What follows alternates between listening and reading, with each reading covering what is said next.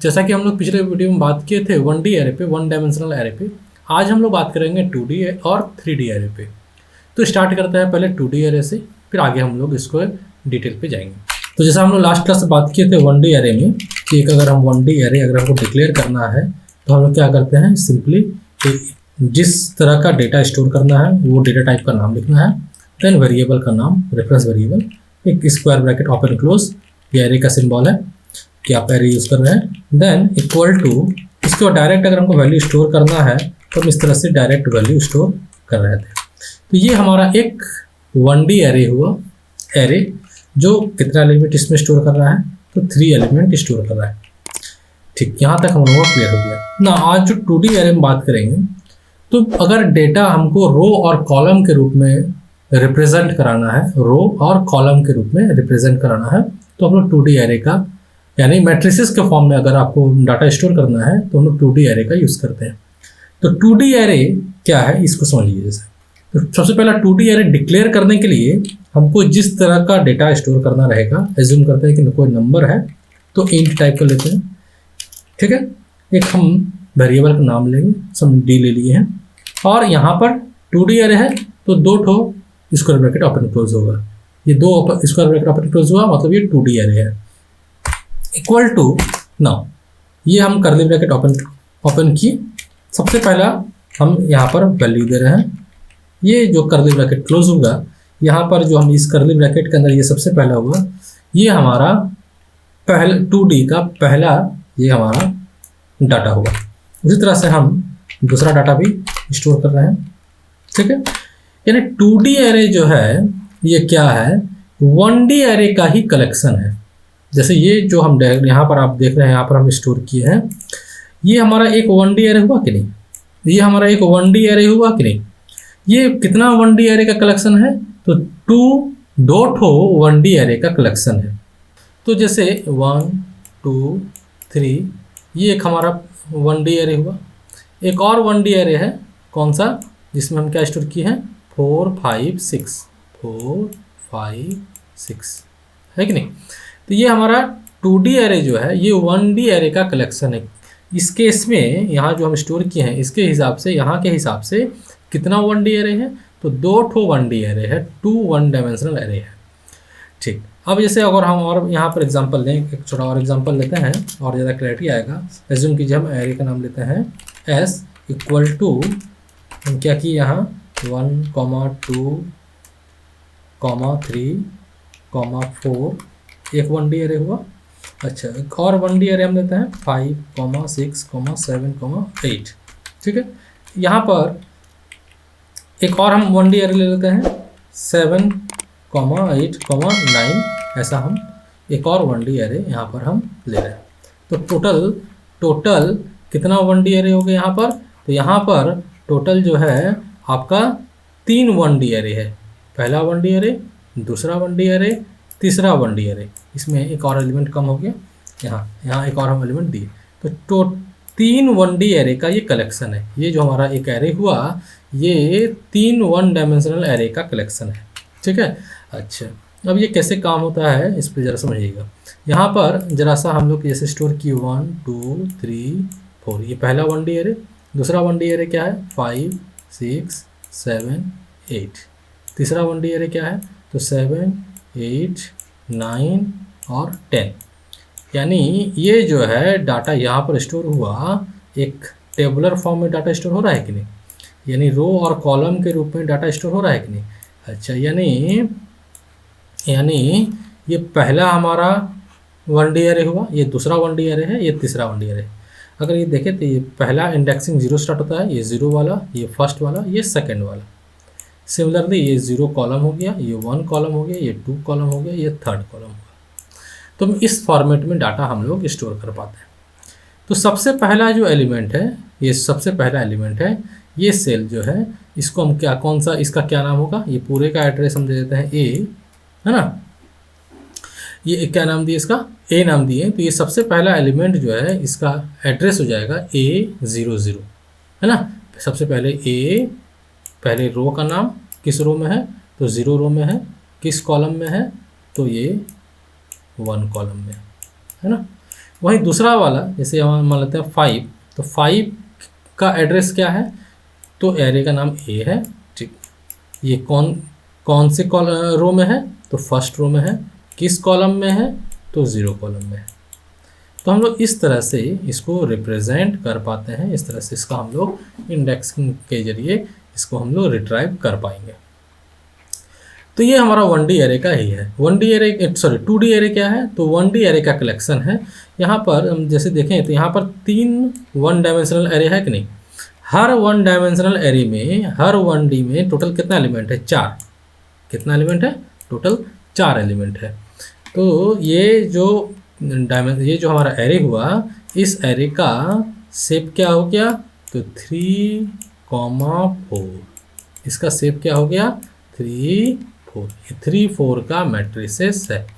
3 1 dimensional array, 3 1 dimensional array, और हर dimensional array में कितना एलिमेंट होगा, तो टोटल 4 एलिमेंट होगा।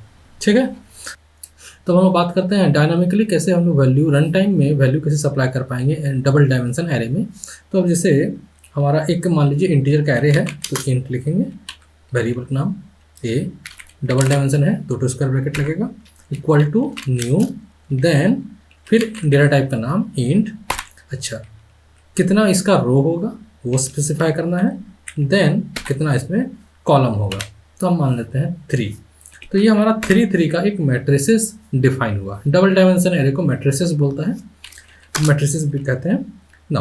अब हम लोग अगर हम इसका जैसे ही हम ये लाइन लिखेंगे, जैसे ही ये लाइन लिखेंगे तो क्या होगा कि मेमोरी में एक ब्लॉक रिजर्व होगा।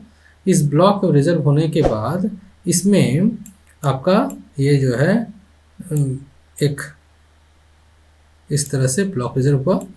अच्छा, इसके अंदर फिर से एक ब्लॉक रिजर्व हुआ है ना, ये हो गया हमारा A0, A0। एक और होगा, टोटल कितना है, तो 3 है ना, तो 3 ठो इस तरह से ब्लॉक रिजर्व हुआ। ये हमारा A1 हो गया है ना, A1 हो गया। तो ये वाला क्या हो जाएगा, A2, A2। ठीक है, पहला वाला A0, ये वाला A1, ये वाला A2। अच्छा, अब इसके अंदर फिर से इस तरह से कितना कॉलम बनाएगा, तो 3 ठो जगह बनाएगा। इसके अंदर फिर से सिमिलरली 3 ठो, इसके अंदर सिमिलरली 3 ठो। अभी चूंकि हम इसमें कोई वैल्यू सप्लाई नहीं किए हैं, कोई इसमें इस एरे में कोई वैल्यू सप्लाई नहीं हुआ है, बाय डिफ़ॉल्ट सभी जो है इंडिसेस में क्या स्टोर हो जाएगा, तो सब में 0 स्टोर हो जाएगा। यानी अगर हम रैंडमली प्रिंट करा दें A0 0 है ना, A0 0, तो ये क्या प्रिंट करना चाहिए, तो सब में अभी स्टोर है 0 है ना। अच्छा, जैसे ये वाला हुआ ना, ये कौन सा हो गया, A0 होगा, इसका पहला हो जाएगा, ये कौन सा हो जाएगा, इंडेक्सिंग से 0, तो ये वाला सेल का नाम हो गया A00, इसका नाम क्या हो गया, A00। उसी तरह से इसका जो नाम हुआ, ये वाला जो है इसका इंडेक्सिंग 1 है। अच्छा, इसका तब नाम हो जाएगा A01, इसका तब क्या हो जाएगा, इसका इंडेक्सिंग 2 है, ये हो जाएगा A02, A02। कुछ इस तरह से डाटा जो है स्टोर होता है यूजिंग एरे, है ना। अच्छा, जैसे अभी हम प्रिंट कराना, अभी आपको बोले कि यहाँ पर जैसे ही अगर हम प्रिंट कराएंगे A00, A00, तो ये क्या प्रिंट करेगा, A00। सब में बाय डिफ़ॉल्ट आपका 0 स्टोर है, सब में 0 स्टोर वो कर दिया है ना। अब हम लोग रन टाइम में वैल्यू डायनामिकली सप्लाई हम लोग कर सकते हैं। जैसे अब हम चाहते हैं A00 में हम स्टोर करना चाहते हैं समथिंग, मान लीजिए 7777 है ना।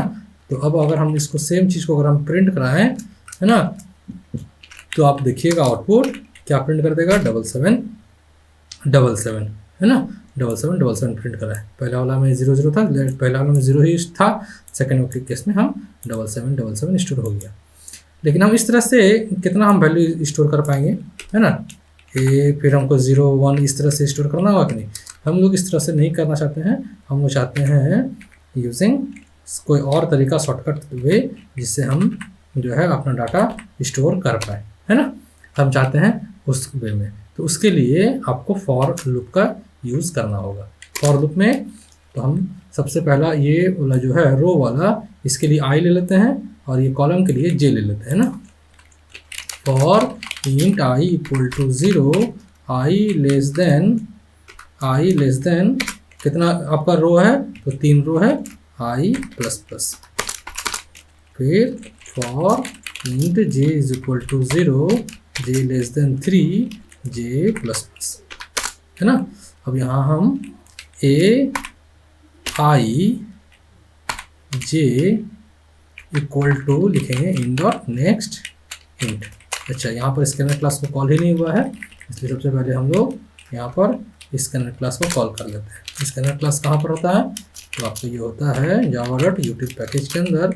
तो हम लोग क्या करेंगे, उसको भी, चूँकि Java dot यूटिल package by default call नहीं होता है, तो हमको क्या करना होगा, खुद से उसको कॉल करना पड़ेगा, उस पैकेज को कॉल करना पड़ेगा। पैकेज को कॉल करने के लिए इंपोर्ट कीवर्ड यूज़ करते हैं, तो import Java dot यूटिल dot scanner. अब जो है आपका ये लाइन से जो भी डाटा आप दीजिएगा वो वैल्यू को ये जो है स्टोर करते हो जाएगा एरे में, है ना। आई का वैल्यू 0 रहेगा, लूप कंडीशन ट्रू होगा, लूप के अंदर आया। जे का वैल्यू 0 है, कंडीशन ट्रू है, तो जो भी डाटा इनपुट किए वो जाके A00 में स्टोर होगा। फिर जे का वैल्यू बढ़ के 1 होगा, ये कंडीशन ट्रू है, तो जो भी इनपुट कीजिएगा वो जाके 01 में स्टोर होगा। तो इस तरह से आप जो है डाटा स्टोर कर पाएंगे ना। हम अगर प्रिंट करना चाहते हैं, अगर इसको, है ना, अगर हम प्रिंट करवाना चाहते हैं तो हमको सेम फिर से यही चीज़ लिखना होगा, है ना। सेम यही लूप का फिर से हमको यूज़ करना होगा, ठीक है। जैसे यहाँ पर कर दिए, यहाँ पर हमको ये इनपुट तो नहीं करवाना है, इसको हटा के हम यहाँ पर क्या करेंगे, ए आई जे, है ना। प्रिंट एलन नहीं, प्रिंट का यूज़ कीजिए यहाँ, तब जाके आपका तो अलग अलग लाइन में ये प्रिंट कर देगा। अब देखिए हम डाटा यहाँ 3 का डाटा देना चाहते हैं, वो तो स्टार्ट करते हैं 0 1 2 3, इस तरह से हम वैल्यू देना चाह रहे हैं, है ना। अच्छा, यहाँ पर प्रिंट एलन ये 00 प्रिंट कर रहा है, यहाँ से इसको हटा के यहाँ पर एक सर्टेन मैसेज दे देते हैं, enter the elements of 2D array, ऐसा हम दिए, ठीक है। अब हम जो है यहाँ से इसको रन कराते हैं। अब देखिए, अब आपसे एरे का एलिमेंट मांगना शुरू किया, तो समथिंग 1 2 3 4 5 6 7 8 9, है ना। तो देखिए ध्यान रखिएगा कितना रो है इसमें, 3, कितना कॉलम है 3, तो टोटल 3 गुना 3 मतलब 9 एलिमेंट ही होगा। अगर आप कॉलम देते हैं यहाँ, तो 3 गुना 4 मतलब टोटल 12 एलिमेंट ही इसमें होता है। अब देखिए पहला आपका 1D एरे, दूसरा 1D एरे, ये तीसरा 1D एरे हुआ, यानी ये फर्स्ट रो, ये सेकंड रो, ये थर्ड रो। इंडेक्सिंग की बात करें तो ये 0 रो, ये फर्स्ट रो, ये सेकंड रो, है ना। अच्छा, वहीं कॉलम के बारे में बात करें तो ये जो है 147 फर्स्ट कॉलम हो गया, 258 सेकंड कॉलम हो गया, 369 थर्ड कॉलम हो गया। अच्छा, अब इसको और थोड़ा सा हम लोग इस तरह से स्पेस ऐड करके थोड़ा सा गैप भी हम लोग दे सकते हैं। तो ये था 2D एरे का कंप्लीट स्टोरी, है ना। अब इसी में आपका क्वेश्चन हो सकता है कभी कभी कि जो है 2D एरे का एलिमेंट्स के जो हम लोग इनपुट करवाए हैं उसका सम निकालिए, है ना। तो हम लोग क्या करते हैं, सबसे पहले इस तरीका से नहीं, हम लोग डायरेक्ट वैल्यू स्टोर कराने की कोशिश करते हैं। एक एरे ले लेते हैं, एक डबल डायमेंशन एरे हो गया, इक्वल टू, है ना, हाँ, इक्वल टू, यहाँ पर हम फिर से एक 1 2 3, ये हमारा एक 1D एरे हुआ कि नहीं, ये पहला 1D एरे हुआ। अच्छा, ये दूसरा हम कॉमा सेपरेट करके फिर से 4 5 6, ये दूसरा हमारा 1D एरे हुआ। तो ये 2D एरे हुआ कि नहीं, अब देख पा रहे हैं, ये 2D एरे हुआ ना, हाँ, ये 2D एरे है। अब हम क्या करना है, जितना भी इसमें एलिमेंट्स है उसका सम करना है।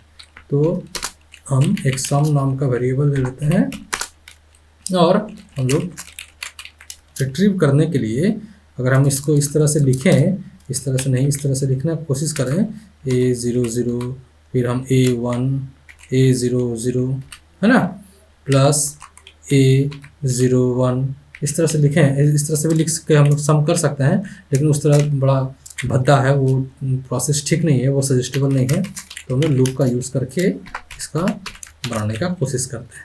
इसमें कितना 2D एरे है ना, एक 2D एरे है ना, कितना वन इसमें 1D एरे है तो 2 ठो 1D एरे है।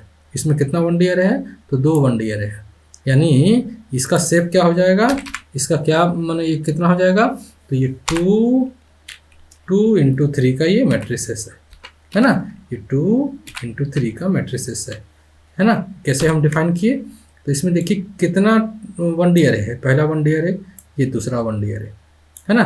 दो जो है 2 ठो 1 डायमेंशनल एरे है, और हर 1 डायमेंशनल एरे में कितना एलिमेंट है, 3। तो 3 एलिमेंट है, 3 लिख दिए। कितना ठो है तो 2 ठो है, तो आगे 2 लिखाया। तो इसको i less than 2 i plus plus फिर क्या करेंगे, for j equal to 0 j equal to 0 j less than 3 j plus plus, और हम यहाँ क्या लिख देंगे simply s equal to s plus a i j है ना। इस तरह से लिख के हम लोग सम इसका कर सकते हैं। ये काम होने के बाद, लूप खत्म होने के बाद हम नॉर्मली सम का वैल्यू को प्रिंट कर देते हैं। अब अगर जोड़ने को कोशिश करें, हम लोग जोड़ें, इसका सम कितना आ रहा है, तो 1 + 2 3 3 3 6 4 10 10 5 15 6 21 आना चाहिए। आप यहाँ देख पाइएगा आउटपुट 21। हाँ, यहाँ पर कहीं छूट गया है ब्रैकेट, यहाँ पर एक ब्रैकेट मिस हो गया था। हाँ, अब हम लोग इसका आउटपुट देख पाएंगे 21 आ रहा है ना। तो इस तरह से आप 2D एरे पे काम कर सकते हैं। तो ये था कंप्लीट अवेयरनेस आपका 2D पे। ना हम लोग 3D पे बढ़ते हैं, है ना। 3D पे क्या होगा, एक ब्रैकेट और बढ़ जाएगा, एक ब्रैकेट और बढ़ गया, अब ये 3 ब्रैकेट आ गया, मतलब ये 3D एरे है। 3D एरे जो है ये क्या है, तो ये 2D एरे का कलेक्शन। जैसे हम लोग 2D एरे क्या देखे, तो 1D एरे का कलेक्शन। सिमिलरली 3D एरे क्या है, तो 2D एरे का कलेक्शन। कितना 2D एरे होगा, है ना। अगर हम डिफाइन करते हैं इस तरह से, इसको हटा के सबको रिमूव करके, हाँ, है ना। अब अगर हम यहाँ लिखते हैं न्यू इंट, है ना, समथिंग फिर से दे देते हैं यहाँ, फिर से दे देते हैं यहाँ। हाँ, ये जो है ये 3 हो गया ना, 2 3 4 2 3 4, यानी ये जो हमारा हुआ ये एक 3 डायमेंशनल एरे है। इसमें ये जो है 3 डायमेंशनल एरे 3 × 4 मैट्रिसेस का कितना कलेक्शन है, तो 2 ठो है ना। 3D एरे जो होता है ये 2D एरे का कलेक्शन है। कितना ठो 2D एरे, इसमें 2 ठो 2D एरे है। 3D एरे यही है, क्या है, तो 2D एरे का कलेक्शन है। कितना 2D एरे, तो 2 ठो 2 डायमेंशनल एरे है इसमें। अगर हम यहाँ पर 5 लिखते हैं, मतलब ये 3 × 4 का 5 कलेक्शन है ना। जैसे एज्यूम कीजिए, एग्जाम्पल देखकर हम लोग समझते हैं। यहाँ समथिंग 2 लिख देते हैं, 2 3 4, मतलब 2 ठो 3 × 4 का मैट्रिसेस है। अच्छा, जैसे समझिएगा, जैसे ये हमारा एक ठो 3 × 4, मतलब इसमें कितना रो होगा, तो 3 ठो रो होगा। कितना कॉलम होगा, तो 4 ठो कॉलम होगा। ये पहला 2D एरे फर्स्ट, है ना। एक और 2D एरे ले लेते हैं, सेम 3 × 4 का। ये 3 × 4 का कॉठो है, तो 2 ठो एरे है ना। ये अब जो है 3 × 4, ये जो हो गया, ये आपका एक 3D एरे हुआ, है ना। ये फर्स्ट हो गया, ये सेकेंड हो गया। ये फर्स्ट 2D एरे, ये सेकेंड 2D एरे। इसका ये जो है पहला, इस 2D एरे का ये पहला हो गया रो, ये दूसरा रो, ये पहला कॉलम, ये सॉरी पहला कॉलम, ये यानी 0th कॉलम, ये फर्स्ट कॉलम, ये सेकेंड कॉलम, ये थर्ड कॉलम। सिमिलरली इसमें भी वही, ये हो गया ये सेकेंड 2D एरे का ये 0 पोजीशन हो गया, ये फर्स्ट हो गया, ये सेकंड हो गया, ये 0 1 2 3। तो हम लोग इस तरह से 3D एरे को रिप्रेजेंट करते हैं। वहीं यहाँ पर अगर यहाँ पर 3 ठो रहता इस तरह से, तो इस तरह का कितना ठो होता, तो 3 ठो होता ना। यानी 3 इंटू 4 का कॉठो आपका होता यहाँ, तो इस तरह का 3 गो होता। ये कुछ ऐसा हो जाता। ठीक है, 3D एरे यही है। बस में है मेरा 3D एरे क्या है, तो 2D एरे का कलेक्शन है। कितना रहेगा उसमें, जैसे शुरू में लिखा हुआ है 2, मतलब 2 पीस 2 डायमेंशनल एरे है। और एक जो 2 डायमेंशनल एरे है उसका मैट्रिक्स 3 इंटू 4 का, ये इसका स्ट्रक्चर है, ये शेप है। इस तरह का 2 ठो आपका 2 डायमेंशन माने 3 डायमेंशनल एरे है। अब अगर हम इसको भी सिंपली प्रिंट कराना चाहें, है ना, सिंपली प्रिंट कराना चाहें A0 0 A0 0, तो ये इस तरह से सब में तो 0 ही स्टोर कर देता है, बाय डिफ़ॉल्ट सब में 0 स्टोर कर देगा। अगर इंटीजर दीजिएगा तो 0 रहेगा, डबल रहेगा तो 0.0 रहेगा, स्ट्रिंग रहेगा तो ब्लैंक रहेगा, बुलियन रहेगा तो फॉल्स रहेगा। ये डिफ़ॉल्ट वैल्यू के साथ वो इनिशियलाइज करता है। तो ये था आज के लिए इतना ही। अगर आपको ये वीडियो अच्छा लगा तो आप जो है अपने दोस्तों के साथ इसको शेयर कर सकते हैं।